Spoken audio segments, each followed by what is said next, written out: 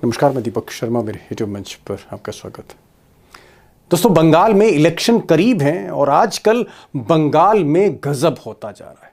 यूं कहिए, गंगा जी बंगाल में आजकल उल्टी बहती हुई दिख रही हैं।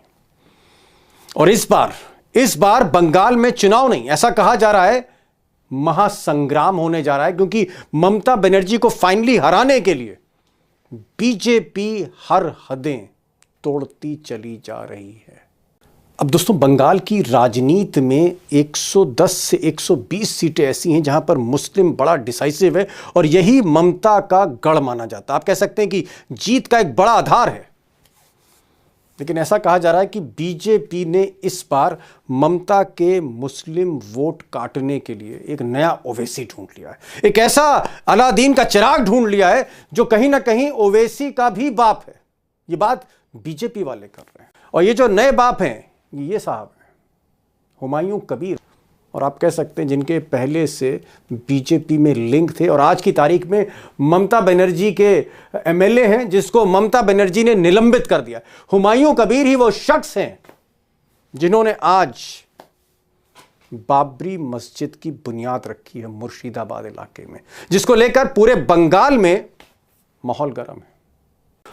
अब दरअसल अमित शाह के जो ओवैसी साहब हैं, ये बिहार में तो कामयाब हुए इस बार, सीमांचल में, जहां उन्होंने 5 सीटें जीत ली, सबको हैरत में डाल दिया। कांग्रेस और आप कह सकते हैं तेजस्वी यादव के रथ को रोक दिया ओवैसी साहब ने बिहार में। उसकी वजह यह है कि ओवैसी साहब उर्दू अच्छी बोलते हैं, हिंदी अच्छी बोलते हैं, लेकिन बंगाली नहीं बोल पाते, इसलिए बार बार ओवैसी फेल हो रहे थे, नाकाम हो रहे थे बंगाल में। लेकिन अमित शाह ने और उनकी टीम ने एक ऐसा शख्स ढूंढा है जो जबरदस्त बंगाली में भाषण देता है, ओवैसी से कहीं ज्यादा धारदार है, बंगाल में चुनाव लड़ चुका है और एक बड़ी फॉलोइंग है और कुछ भी करने को तैयार है। यानी अगर ओवैसी साहब 10 कदम चलते हैं बीजेपी के इशारे में, तो हुमायूं कबीर 100 कदम चल सकते हैं, कुछ भी कर सकते हैं। अब हुमायूं कबीर ने ममता बनर्जी को इसलिए आफत में डाल दिया क्योंकि कुछ दिन पहले उन्होंने एक जलसे में कहा कि मैं 6 दिसंबर को नई बाबरी मस्जिद की बुनियाद रखूंगा और जिसको रोकना है वो मुझे रोक ले। जाहिर तौर पर ममता बनर्जी के लिए सेंसिटिव इशू था, वो एक्शन सीधा तो नहीं ले पाई, लेकिन उन्होंने सस्पेंड कर दिया हुमायूं कबीर को। लेकिन हुमायूं कबीर का जो मामला था यहां रुका नहीं, बल्कि लाखों लाख लोग उन्होंने मुर्शिदाबाद, मालदा और अगल बगल के जो मुस्लिम डोमिनेटेड एरिया है उसमें इकट्ठे कर लिए। कोई ईंट लेके जा रहा है, तो कोई सीमेंट लेके जा रहा है, तो कोई आप कह सकते हैं पैसा लेके जा रहा है, तो कोई किसी तरह की और मदद लेके पहुंच रहा है। और ये जो मजमा लगाया उन्होंने, इसको नेशनल मीडिया, गोदी मीडिया से लेकर हर बड़े अखबार ने कवर किया, हर एजेंसी ने कवर किया। और आप कह सकते हैं कि आज जब वो बुनियाद रख रहे थे, फीता काट रहे थे बाबरी मस्जिद का, तो कहीं ना कहीं दिल्ली दरबार का पीछे हाथ था। और शायद इसीलिए हुमायूं कबीर ने ऐलान किया कि इस बार मैं ममता बनर्जी को हराने जा रहा हूं। रुकिए, 12 बजने दीजिए। 12 बजेगी तो यहाँ कुरान तिलावत शुरू होगी, कुरान तिलावत खत्म होगी, कुरान खत्म जो कंप्लीट होगी उसी टाइम शिलान्यास रखा गया। अब दोस्तों, इसमें कोई शक नहीं कि आज बाबरी मस्जिद की बुनियाद रखकर उन्होंने जो मजमा लगाया, जो जश्न वहाँ पर मनाया गया, कहीं ना कहीं माहौल पूरी तरह से बंगाल का हुमायूं कबीर ने गर्म कर दिया है। और बुनियाद रखने के बाद उन्होंने इशारा कर दिया है कि वो एक नई पार्टी लॉन्च करने जा रहे हैं, जल्द ही लॉन्च करने जा रहे हैं एक नई पार्टी। और उनका इरादा है कि पश्चिम बंगाल में जहां 110 से 120 सीटें मुस्लिम डोमिनेटेड हैं, जहां ममता बनर्जी जीतती चली आई हैं, उन्हीं सीटों पर वो ओवैसी जैसा कार्ड खेलेंगे। यानी हर सीट पर वो एक मुस्लिम कैंडिडेट देंगे और उनकी कोशिश होगी कि ममता बनर्जी के मुस्लिम वोट काटे जाएं। यानी इस बार सिर्फ लेफ्ट पार्टी ही नहीं, कांग्रेस ही नहीं, हुमायूं कबीर की जो नई पार्टी है, ये जो नया ओवैसी का अवतार है, ये भी ममता बनर्जी के मुस्लिम वोट काटेंगे। इस तरह की बात हो रही है। भले ही हुमायूं कबीर टीएमसी यानी ममता बनर्जी की जो पार्टी है उससे वो पिछली बार टिकट लेकर चुनाव लड़े विधानसभा का और जीत भी गए, लेकिन सच्चाई ये है कि उनके जो लिंक्स हैं, जिसका मैं बार बार जिक्र कर रहा हूं, उनके लिंक्स बीजेपी में बड़े गहरे रहे और उन्होंने राजनीति की शुरुआत कहीं ना कहीं बीजेपी से ही शुरू करी, जब 2019 में उन्होंने लोकसभा का टिकट लिया बीजेपी से और बीजेपी से चुनाव लड़े। हालांकि वो हार गए, जीत बड़ी मुश्किल थी और बाद में वो ममता बनर्जी के साथ चले गए। लेकिन आज की तारीख में ऐसा कहा जा रहा है कि हुमायूं कबीर का ये जो नया ऑरा है, नया अवतार है, नया खेल है, इसके पीछे आरएसएस और बीजेपी का सपोर्ट है, उसकी फंडिंग है। मैं आगे इस पर डिटेल में बात करूंगा, लेकिन एक चीज़ एकदम क्लियर है कि हुमायूं कबीर बड़े पैमाने पर एक नई पार्टी लॉन्च करने जा रहे हैं और ये पार्टी जो है कहीं ना कहीं वोट काटने के लिए, ममता बनर्जी के वोट काटने के लिए खड़ी की गई है, जिसका रिमोट बंगाल में नहीं, दिल्ली में, दिल्ली दरबार के पास है। देखो, हुमायूं कबीर जो है उसका इतिहास समझो। वो भाजपा का एजेंट है, वो भाजपा का आदमी है, भाजपा से चुनाव लड़ा 19 के अंदर। बाबर के ही नाम से मस्जिद बनाना चाहते हैं, उसके पीछे कहीं ना कहीं राजनीति है, तो उसकी नियति खत्म हो गई। मतलब मस्जिद तो एक इबादत की जगह है, वो बिलीफ तकवे पे होती है, और अगर उसको एक पॉलिटिकल हम नाम दे के क्रिएट कर रहे हैं तो वो पूरी स्पिरिट जो है कहीं ना कहीं डाइल्यूट हो जाती है। हम दोस्तों, सवाल सिर्फ दो ही हैं कि क्या हुमायूं कबीर बीजेपी के नए मोहरे हैं। एक नई बिसात अमित शाह ने बिछाई है, जिसमें सबसे बड़े मोहरे बनकर उभर रहे हैं हुमायूं कबीर, जो वोट काटेंगे ममता बनर्जी के। और सबसे बड़ी बात कि ये जो बाबरी मस्जिद, ये जो राजनीति हो रही है बाबरी मस्जिद के नाम पर, क्या इसके ज़रिए एक माहौल गर्म करना चाहते हैं, सांप्रदायिक तनाव पैदा करना चाहते हैं और उसी की आग में वोट का खेल खेलना चाहते हैं? क्या ये बात सही है? और क्या ये भी बात सही है कि हुमायूं कबीर का जो कंट्रोल है, रिमोट कंट्रोल है, उनके पास नहीं है? मैंने पहले भी कहा, क्या उनका रिमोट कंट्रोल दिल्ली दरबार के पास है, गुजरात लॉबी के पास है? ये बड़े सवाल हैं और मुझे लगता है कि कहीं ना कहीं बीजेपी के जो इरादे हैं बड़े क्लियर होते जा रहे हैं बंगाल में। आज मैंने एक साहब को बुलाया है जो हुमायूं कबीर को पिछले 5-6 महीने से ट्रैक कर रहे थे, बंगाल की सियासत से रग रग से वाकिफ़ हैं, बढ़िया हिंदी उर्दू बोलते हैं जो आप समझ सकते हैं। वो साहब हैं मोहम्मद अयाज खान, और मुझे लगता है इस सब्जेक्ट पर उनसे बेहतर और कोई पत्रकार नहीं हो सकता। सुनिए ज़रा, अयाज साहब को सुनिए, आंखें खुल जाएंगी।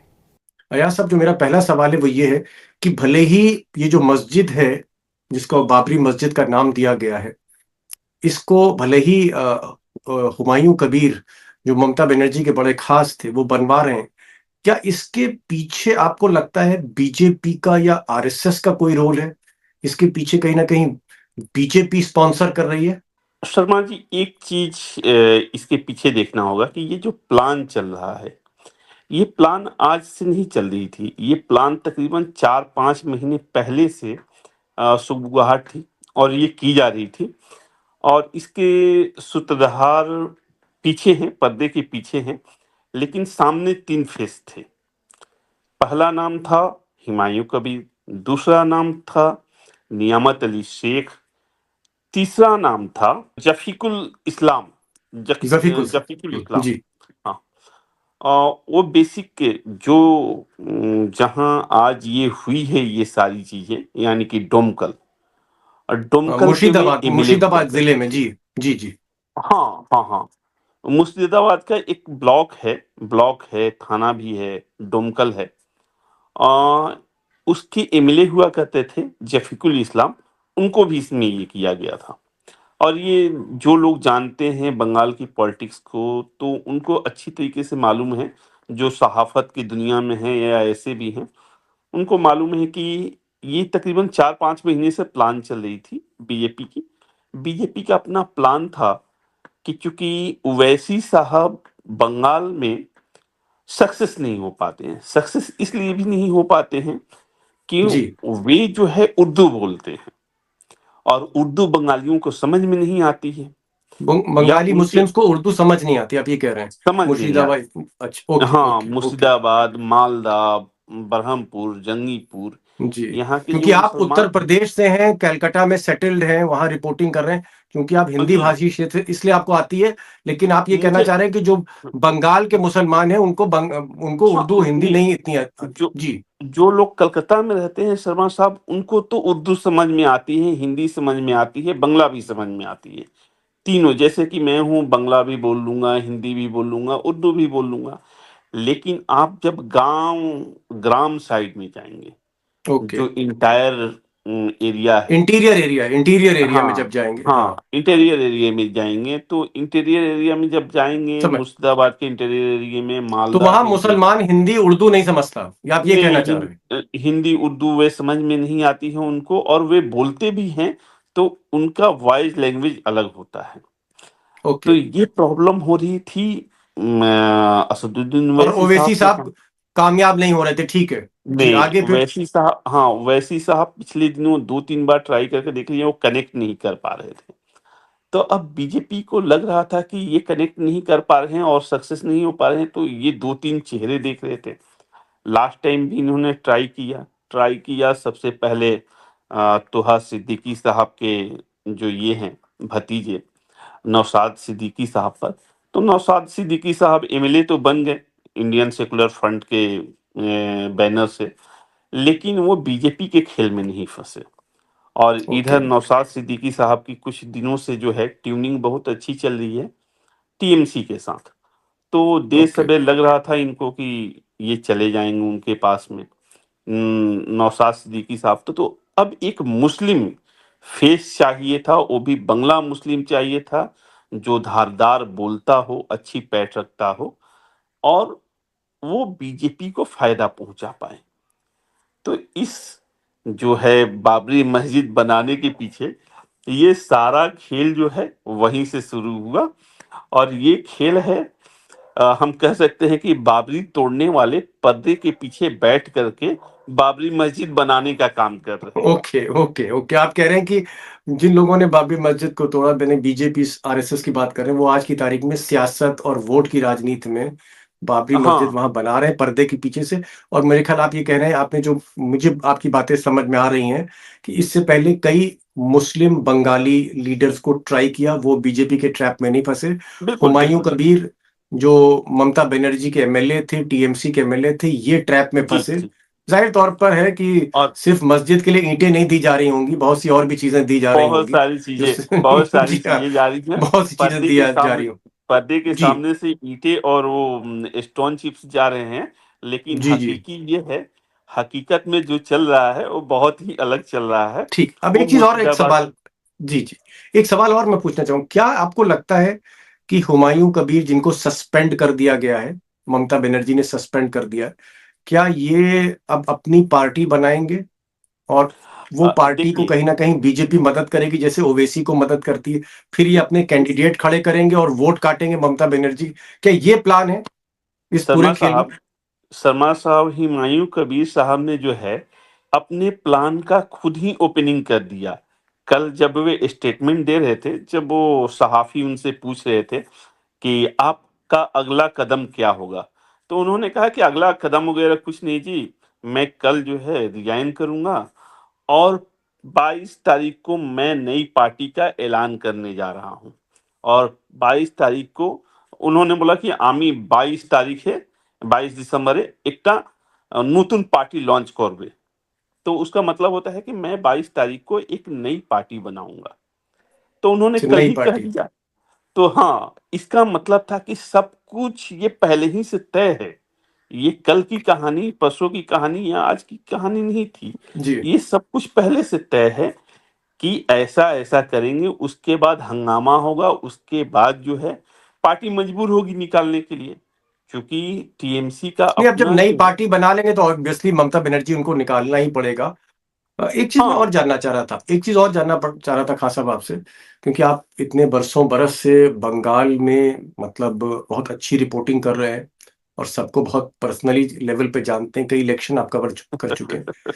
क्या ये बात सही है कि 100 से 120 सीटें पश्चिम बंगाल में ऐसी हैं जहां मुस्लिम बहुत कुछ डिसाइड करते हैं, यानी मुस्लिम वोटर अच्छी तादाद में है, हार जीत के 100 फैसले पर से असर डालते 100 हैं? से जी। 102 या 103 नहीं, बल्कि 113 ऐसी सीटें हैं जहाँ की मुस्लिम्स कम्युनिटी जो है डिसाइड करता है कि यहाँ कौन पार्टी जीतेगी या कौन पार्टी हारेगी। और खास तौर से एक मैं आपको बता दूं कि ये हुमायूं कबीर जिस रीजन से हैं, यानी कि मालदा, हम्म। मुर्शिदाबाद, बरहमपुर, जंगीपुर, दिनाजपुर, रायगंज, ये जो है मुस्लिम डोमिनेटेड एरिया है। और यहाँ से ज़्यादा एमएलए जो है मुस्लिम ही चुन करके आते हैं। कुछ-कुछ हालाँकि जैसे कि मुर्शिदाबाद जी। में 22 सीटें हैं, 22 में 2 एमएलए बीजेपी के भी हैं। लेकिन 20 ओके। एमएलए जो हैं टीएमसी के हैं और मुस्लिम्स हैं। नहीं, जो आप ये कह रहे हैं कि जो दिनाजपुर है, फिर मुर्शिदाबाद है, मालदा है, बरहमपुर, क्या यहाँ 70-80 सीटें हैं विधानसभा बिल्कुल, की? बिल्कुल। अब ओके। देखिए ना, मुर्शिदाबाद में ही 22 सीटें हैं। जिस डिस्ट्रिक्ट की हम लोग बात कर रहे हैं, जहाँ ये डुमकल। बाबरी मस्जिद बना रहे हैं। जी। हाँ, हाँ, डुमकल। डुमकल बेसिक जो है एक विधानसभा है, जिसके वो हमने अभी कुछ देर पहले बात किया कि वहाँ से जी। जफ़ीकुल इस्लाम एमएलए हुआ करते थे, जिनकी अभी फ़िलहाल ही इंतकाल यानी कि मौत हो गई है। वे कैंसर की वजह से इलाजरत थे और वो फिर डेथ कर गए। जी। तो वो जो तो है मुस्लिम डोमिनेटेड इतना है कि वहाँ तकरीबन 65% मुस्लिम हैं। तो ऐसे-ऐसे करके बहुत उस रीजन वो पूरा एरिया ही हम कह सकते हैं कि उस पर मुस्लिमों का एक तरह से कब्ज़ा है और इसको लेकर ओके। के हरदम से वो एरिया जो है बीजेपी को खटकता रहता है। कभी कुछ ही दिनों पहले बीजेपी ने कहा था कि अगर ये हमें इस बार वोट नहीं देंगे, तो हम इसको केंद्र शासित प्रदेश बना देंगे और इसको दिल्ली हैंडल करेगा। ये भी ओके। कुछ ही ओके। दिन पहले शुभेंदु अधिकारी ने कहा था कि मैं ऐसा करूँगा कि अब यहाँ के लोगों को मज़े आ जाएँगे। तो उसी का एक ट्रायल चल रहा है ये सब। ओके। एक सवाल और है, एक सवाल खासा और है। क्या ये जो आपने कहा, ये जो 4-5 डिस्ट्रिक्ट हैं जहाँ मुस्लिम पॉपुलेशन जो है बहुत ही असरदार है और हार-जीत तय करती है इलेक्शन में, क्या इन सभी जगहों पर हुमायूं कबीर अपने कैंडिडेट खड़े करेंगे? क्योंकि पैसे की तो अब कमी है नहीं उनको, जैसे ओवैसी साहब को कमी नहीं है। क्या वो सारी सीटों पर, मुस्लिम डोमिनेटेड सीटों पर या ज्यादातर सीटों पर अपने कैंडिडेट दे सकते हैं ममता का वोट काटने के लिए? यही कल नहीं, कल से 1 दिन पहले 2-4 दिन पहले हम लोगों की ऑफ रिकॉर्ड बातचीत हो रही थी।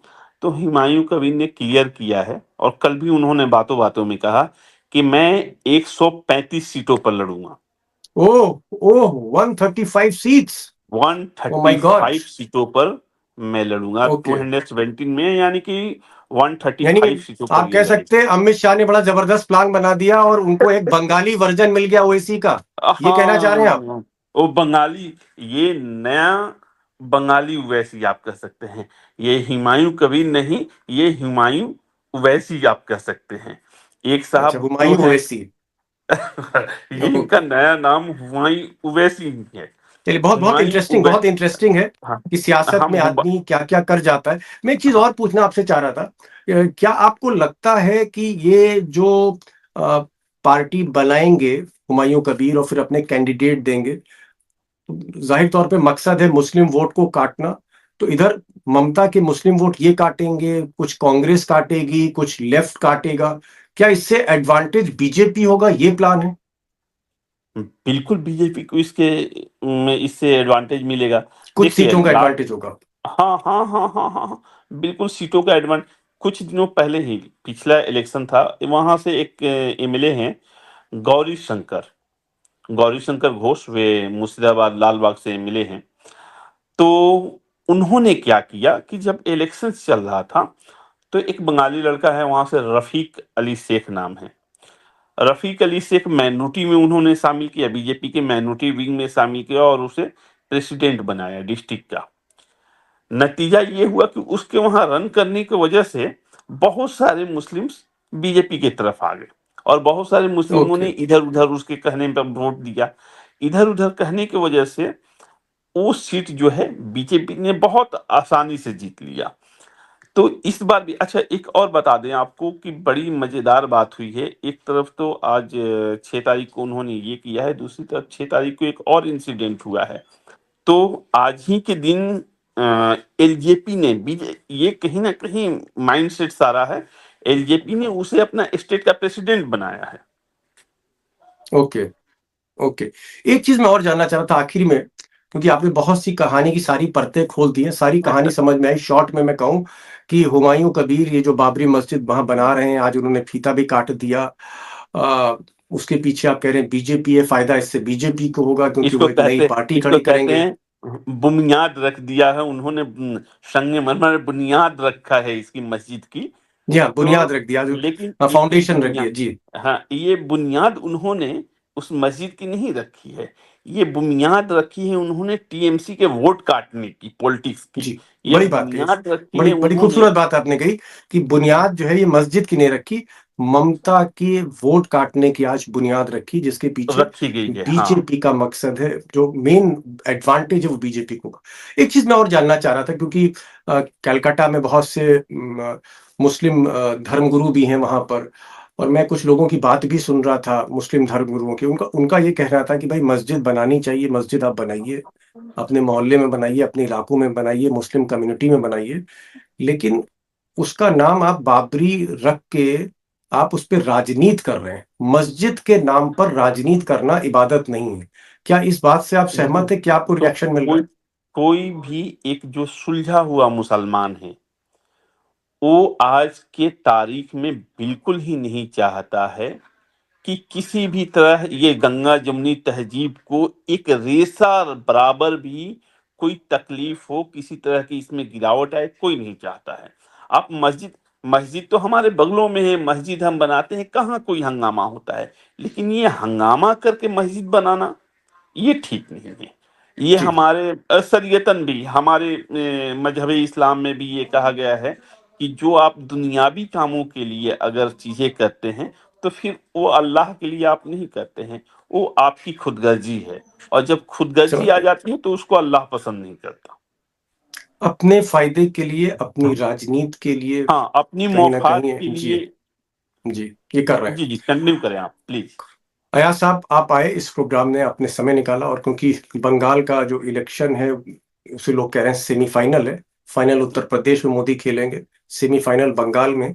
बंगाल अगर मोदी जीतते हैं तो जाहिर तौर पर कहीं ना कहीं जो उनकी ताकत है वो और बढ़ेगी, क्योंकि पहली बार वो एक ऐसे इलाके को जीतेंगे जहां पर बीजेपी की जमीन कमजोर है। तो जो भी वजह रही हो, लेकिन और शर्मा साहब, अगर एक जी, एक छोटी सी चीज में, और इसमें तरमीम हम कहते हैं, तरमीम आपको कर दूं कि जल्द ही इसी तरह के एक आध दो लोगों को और भी जुटते हुए देखेंगे, और वे ओके, सेम इसी लाइन पर चलेंगे। हालांकि ठीक, इससे बहुत ज्यादा मुसलमानों को फर्क नहीं पड़ने वाला है, जो जी, कलकत्ता के आसपास, क्योंकि एक दो दिनों का गुबार है, वो छटेगा। चलिए, अ, ठीक है। उसमें बस, अब उसमें हो सकता है अमित शाह को ये दिख रहा हो कि ओवैसी ने जिस जैसे सीमांचल में आरजेडी और कांग्रेस को झटका दिया, 5 सीटें हाँ सीमांचल में हाँ। जीती, शायद उस तरह से कुछ हुमायूं कबीर उनके लिए कुछ कर दे। लेकिन मैं ये कह रहा था कि बंगाल में एक बड़ा युद्ध, एक महासंग्राम होना है, मोदी की उस पर नजर है। मोदी मुतहद जीतेंगे तो ताकतवर होंगे, मोदी अगर हारते हैं तो ममता बनर्जी का कद और बढ़ेगा, और और मोदी का बढ़ेगा। विजय रथ जो हरियाणा, महाराष्ट्र और दिल्ली बिहार जीतता हुआ जो बंगाल की तरफ बढ़ा, अगर उस रथ को कहीं ना कहीं तो ममता रोकती हैं तो ये एक रिलीफ होगी इस कम से कम अखिलेश यादव के लिए या केजरीवाल के लिए, जो पंजाब और उत्तर प्रदेश का जो चुनाव जी, लड़ने जा रहे हैं बिल्कुल 1.25 साल के बाद। बिल्कुल बिल्कुल अयाज बिल्कुल। साहब, आप इस गुफ्तगू में, इस बातचीत में शामिल हुए, बहुत बहुत शुक्रिया, थैंक यू सो मच। और मैं आपका बहुत चाहूंगा कि बहुत आप आगे शुक्रिया। भी हमारे आप ऑडियंस के लिए आइए, जरूर, बंगाल थोड़ा आपकी नजर से हम देखें। Thank you so much, thank you so much बहुत फॉर बहुत ज्वाइनिंग दिस शुक्रिया। प्रोग्राम।